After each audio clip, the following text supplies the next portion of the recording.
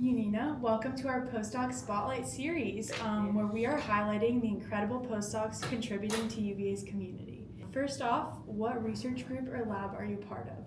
So I'm a postdoctoral fellow in the Rising Scholars and Mellon's Race, Place, and Equity postdoc, which is a cohort of scholars across the college, and actually multiple colleges, including arts and sciences, Baton.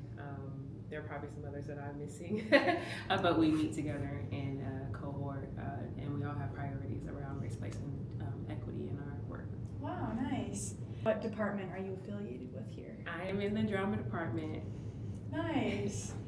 Could you please describe your research goal in 1 or 2 sentences? Sure. So my goal is to look at what performance artists who are from Appalachia do with their work on stage and how they might use their stories of belonging to Appalachia to advocate for the people that are there, the place, and also our understanding of culture and region. That's really important. How do you see your research contributing to or advancing your field? Well, I'm in performance studies, and so as someone who's always been pretty committed to what does it mean to think about what happens when people get together for a live performance on stage and the ways that performances can change people and move them to act. For me to be so specific in terms of place and region, one of my hopes is that studying the women artists that I work to look at and examine their storytelling is actually going to give us more information in performance studies about how to think about place.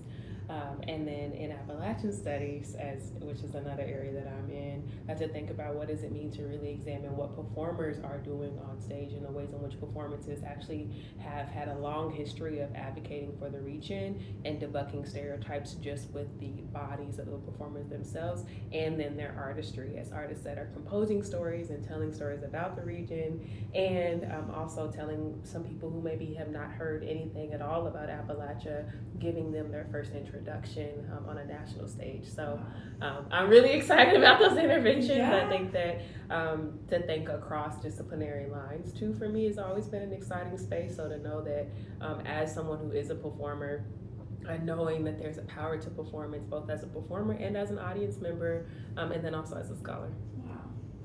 What is the big picture goal you ultimately hope to achieve with your work? I'm really interested in creating an institute for art and healing, and specifically thinking about what does performance do together. So I do believe that there is something that happens when folks get into a room together to play and to think about stories, to listen to stories, and to tell their own stories. And so ultimately, I would love to have an institute that is a place that sparks new generations to be able to do that storytelling that honors the legacies of the generations that have come before, and to really be something that is an archive that lives beyond just my work and my moment, but something that has a life beyond me. That would be amazing. Yeah, I'm hoping so. And I'm not sure if it will be brick and mortar or not. And I think being here at UVA, there are a lot of examples of institutes having different ways of showing up, both in a university context and then also community. So part of coming here is also learning about what does it mean to have institutes. What inspires you to pursue this work? Yeah, I grew up in Kentucky. My mom is from Hart County, Kentucky, which is technically considered the most West County that's considered a part of the Appalachian region. I grew up and I was raised by a woman who told me stories, and I know that I carried those stories with me through life's easy moments and hard moments, and I return to them as a reminder. And so a deep part of why I do the work I do is to honor first the women that poured into me. I think looking at women storytellers on stage, there's also a deep commitment I have to continue to learn as an artist. I think that the most I guess like value I get out of being able to do this work is having an opportunity to show it back to the artists that I get to engage with. And so really, I think it's the combination of being raised by storytellers, being a storyteller myself, and also a performer, and then also knowing that without the examples of the people that have come before me, this work would not exist. So very humble in terms of, I guess, my idea of myself is small, but I do think that the opportunity to be in academia is to advocate and to use it as a platform. And so because I've been put in this position, I think it's my responsibility to do that. That's a great answer. Oh, thank you. That was It's really a real good, good it's a real answer. answer. What what is your favorite part about being a UVA postdoc? I love the quiet here. Being able to be a postdoc has given me an opportunity to be able to center in the work, because my work has always been in the region, been based in the region, but I have been outside of the Appalachian region as someone who's been a scholar. I came into my master's degree in Texas. I did my doctoral work in Texas, my performance work, to be able to be closer just by being here at UVA, to know that I could drive and see mountains, and that as a playwright, I've been able to write my plays here, and to be closer to the land and the environment has also been it's like broke open a world for me to get the quiet. I think being in louder places in terms of like more urban environments or in the cities that I've lived in, that's a type of creative energy too, but here I feel like there's a quiet and there's a centering that's happened for me in the last year, and it's also so easy to understand what the relationship is between people and place, because it's like the mountains literally are bigger. Like I get to see them every day, and I'm reminded how big they are in comparison to who like little old me, in a way that also feels like an important part of my perspective of work. Yeah, that's important. I know it's not a question on here, but do you want to share a little bit more about your play? Yes.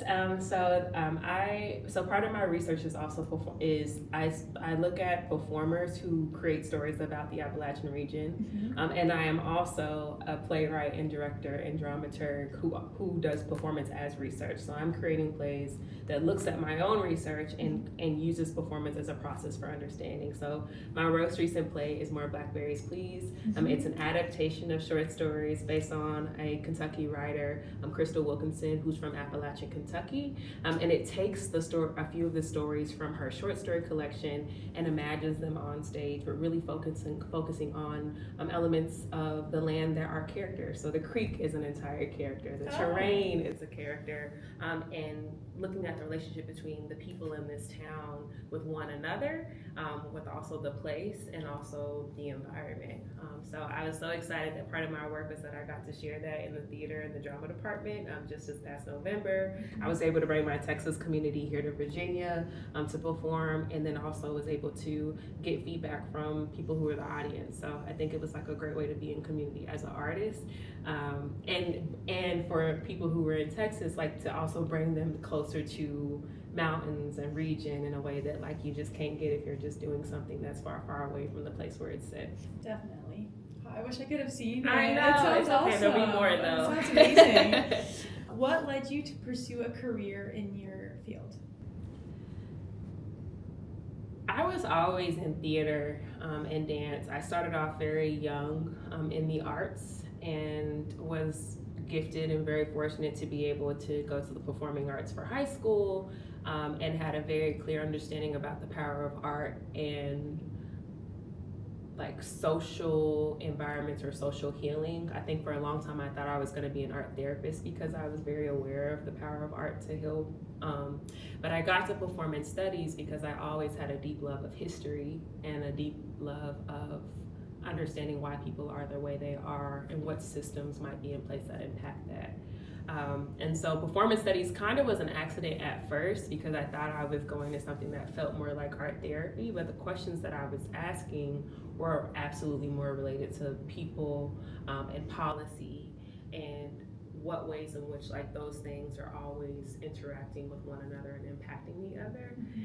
And I think it's great now because I know that like performance studies is where I'm from, it's my home, because I'm always invested in like what does it mean for us to see ourselves, to see our stories, for others to see stories, and how stories might on stage do have the power to change people's hearts, or at the very least like plant a seed that then can grow once they leave the theater environment. And I know that performances happen not just on stage, but in our everyday life, which I think is also how I ended up in performance studies as well. It's like I was always so curious about what does it mean to think about putting on characters or personas in different environments. And I used to say this phrase like, as a teacher, we play school, but play school is really just about like, oh, there's a role and there's an expectation as a student and as a teacher that like in life I'm expected to like either step into or step out of. And if I don't step out of it, sometimes there are consequences, or there are different ways that the people around me will respond. And so I think I've always been drawn to questions that are under the space of performance studies because of my deep interest in what does it mean to break the rules or follow them. Wow. That was another great answer. Thank you. Yeah. That's a great question. What does being a part of the UVA community mean to you? I love this question because I feel like even thinking about it right now, being a part of UVA is directly connected with me with what does it mean to come to Virginia. I've always had roots in Virginia on both my maternal and paternal side. And so to get to come here as someone who has a lineage here also feels very appropriate for thinking about what is special about UVA. One thing that I continue to experience is that there is a very strong understanding of legacy and lineage and descendancy here, and there's a way in which there's an advocacy directly attached to that, whether there's a strong understanding of that knowledge or there are knowledge gaps. And if I then take that to specifically UVA, I feel that in the classroom with my students, I feel that there's a shared kind of responsibility around the weight of what does it mean to know the history of this institution and the possibilities for moving the story forward. So I'm excited to be here both personally, and then also I started as a summer researcher in Virginia, so in some ways it feels like a full circle moment to come back and to be specifically at UVA, where as an undergraduate I had a deep respect for the ways in which UVA had ties to the community, and those community members were directly impacting the work that I was doing before I even knew I wanted to be a PhD. Wow. What is something new that you've learned recently, either in your work or outside?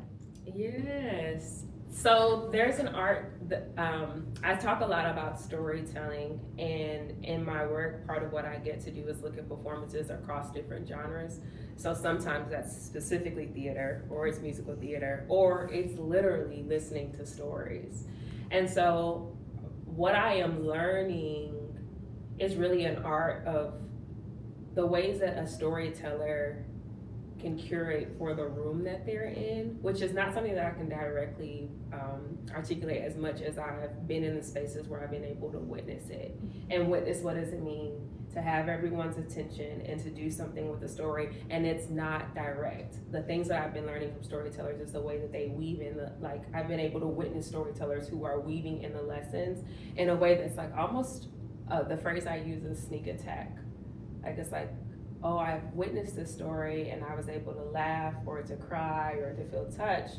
But then not only that, but I leave and the story has done something so much so that it's making me think or ask questions. So yeah, I think that there's something about that that's leaving with me, especially because I oftentimes have only thought about that in a theater context where I go to see a play and I get to laugh with the people that are in the audience with me. And yes, I might leave and think about there's an element of this play that I want to think about, but to be one storyteller on stage with thousands of audience members and that be possible, I think it's just been new exposure that is teaching me something about the art of storytelling. So it's not a sound bite as much as it is experiential right now, but I think that something about that it is getting at the universality of storytelling strategies that I think is something I'm still unpacking.